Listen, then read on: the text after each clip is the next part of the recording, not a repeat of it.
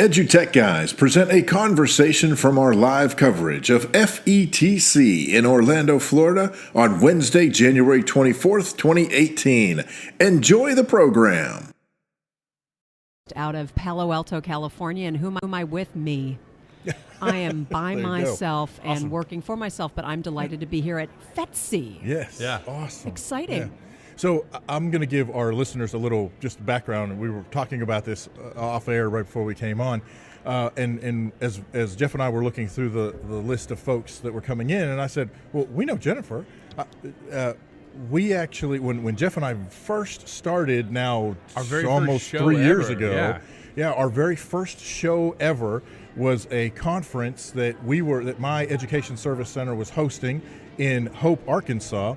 And you were one of the featured Corwin presenters. It's true. I have been to Hope, Arkansas, and it's fabulous to see you again. Yes. No, I had a really good time. Yeah, coming to Hope, and I'm like, whoa, you guys, and they're like, yeah, we know each other, we know friends, and so it's really fun to very, very cool. Randomly see you here in Orlando, Florida. Yes. So what brings you to FETC? Because you're doing two sessions. Mm-hmm. Have you done a session yet? We did a session. This is really kind of funny. So I am here as a communication consultant, and I was on a panel discussing vendor relations and external vendor relations and how that impacts educational technology. Okay. And being an external vendor myself, and talking about communication, how do we, as school districts, talk to people outside school districts about what we need, and kind of what I called it, take a field trip to the life of an external vendor or an accreditor or a donor or anybody, and where are they coming from. And so that was what we were set up to do. And spontaneously and actually serendipitously, it was at 4:45 yesterday, and 2 people came, and we had 3 panelists. So we had a roundtable discussion, and it was fantastic. Yeah. And the next thing we'll do is a panel on generational savvy and how that actually is something that EdTech really is very mindful of in terms of how we work across generations and what different people need. Yeah. Cool. Awesome. So since you had 2 people, a nice round table. It was great. But it was probably a good in-depth discussion. Where were those people from? Was it a good was mix, or from soup to nuts. There was a lovely woman there who was working in a career ed program in Florida, and her field was healthcare, and her concern was how external factors and technologies were impacting her field, because she believed in health care with a focus on care, and yet she wanted to stay up on understanding what the technologies were that she needed to provide to her students. But she was torn in terms of the polarity of health and technology as well as health care. The person next to her, totally different situation. She was an assistant soup in a northeast state, and she was trying to get EdTech kind of across her new district and needed help, not just from bringing in more people from the external world to support her school district, but finding people to talk to and more collaboration. And so between the wonderful moderator, the gentleman that did sort of funding with external partners, somebody who was in-house in a school district and kind of bringing that perspective, and me talking about the communication that we have to do, it was a really fun. That's it was a fun session. Yeah, it was very cool. It was ed tech, but it was about how do we work with all these different people. And boy, was it a wake-up call. I was very naive to the conversation of what the complexities are. Not the language. I understood the challenges there, but the complexities that teachers face, that superintendents face, that external vendors face, all about how to talk to each other. Right. Yeah. It was hugely interesting. It's interesting. We had Matt Harris on earlier. Yes, he was my moderator. Yeah, he's fantastic. And he's got an idea for blueprints and Exactly. And so I was one of the panelists on one of the mini panels that he did, Yeah. and I sat in on many of his other panels. The conversation internationally about external vendors. Now we're looking at local governments. We're looking at support and sponsors from people with different cultural expectations. Yeah. So he brought in a whole different perspective from an international point of view. Yeah, I bet absolutely. he did. Well, and that's a great conversation we're now starting to have. I mean, this is, and it's great that we've come to this point in education and technology that now we're having these conversations. It's not just about, well, how do I get an iPad in my classroom? Well, we're past that. Yeah. We're Right. now to, okay, how does this last forever, and how do we get this systematic fix so that we're doing this correctly? Yeah, and the question really was the concern. I think that you now have this teacher who came in from healthcare who had her philosophy, and I believe the teachers probably still have a philosophy of, I believe what I'm teaching is really important. I want to support it. I get that the next generation is taking us into a more technological point of view, but what do we kind of hold? So the train has left the station in terms of tech in. Somebody was saying to me, this is a very crowded train. This is a huge conference.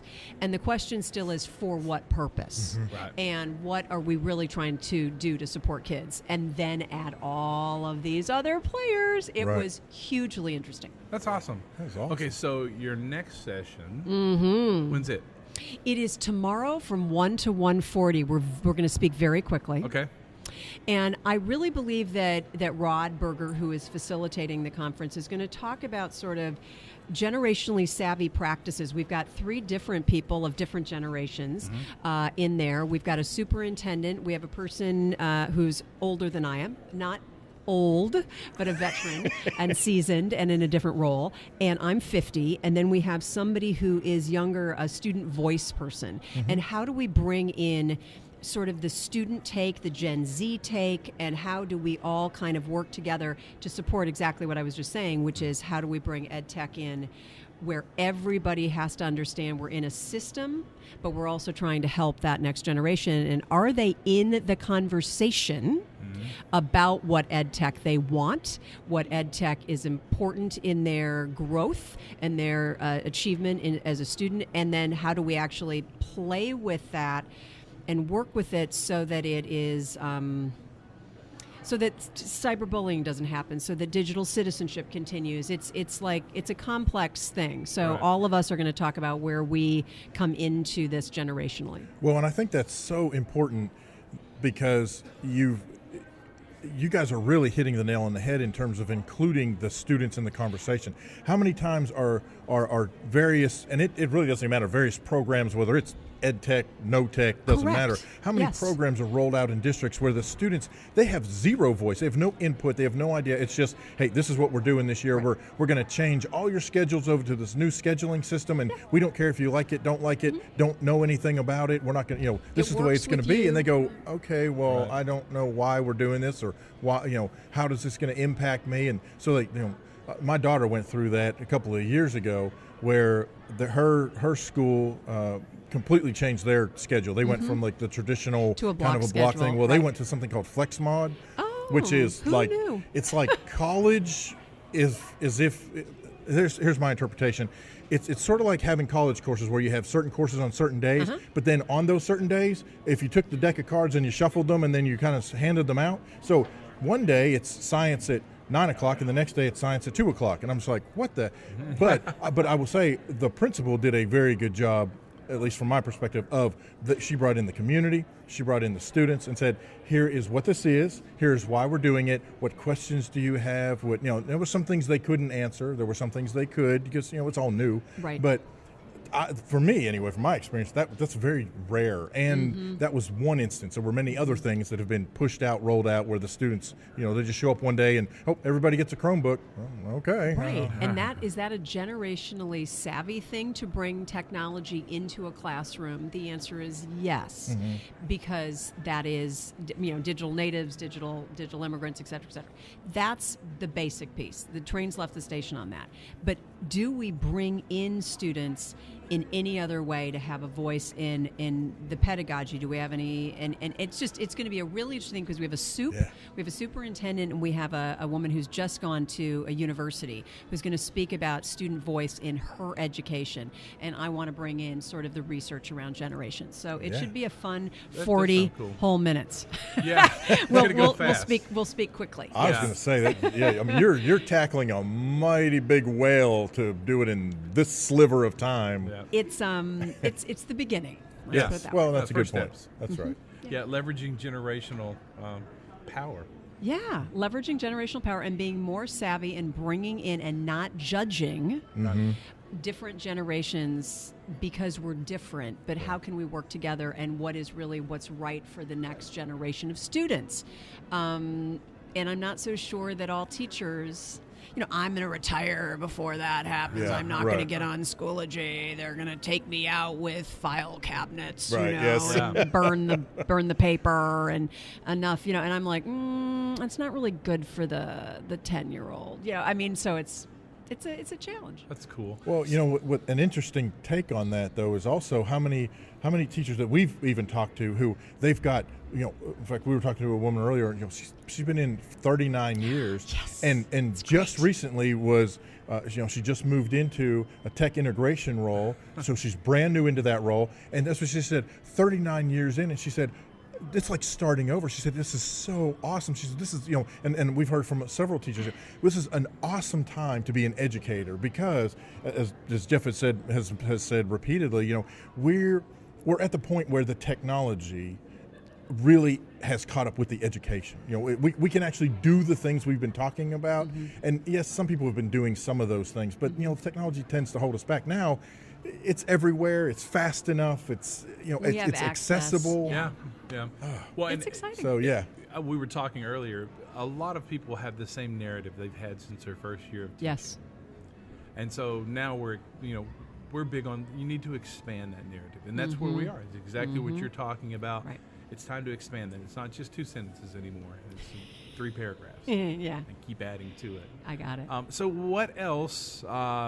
So that's what you're doing at FETC. What are you looking forward to at FETC? Well, right after this, I get to see Sir Ken Robinson. That's right. Yes. Which I'll be walking to, which will be maybe in another county. Yeah, right. By the time I get through the we have to exhibit wrap hall this up here. pretty quick if you expect to get there. No, the exhibit hall is its own experience. Yes. I've actually noticed since I've been in there, everybody's wearing T-shirts. There are fewer suits and ties, which has been really, really fun.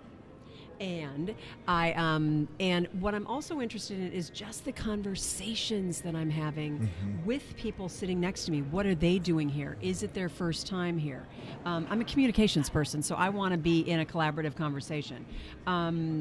Not just learning about all of those different things, but how are they using it, and what are their challenges? So it's been the conversations, the dinners, etc. So that and just the cool kind of things that I'm walking through and seeing. It's a completely different exhibit hall than you'd see in other conferences, and I hear it's going to be bigger next year. Yeah. So I can't. The whole place. We gotta wake up. If somebody isn't at this, somebody should be coming to this. Yeah.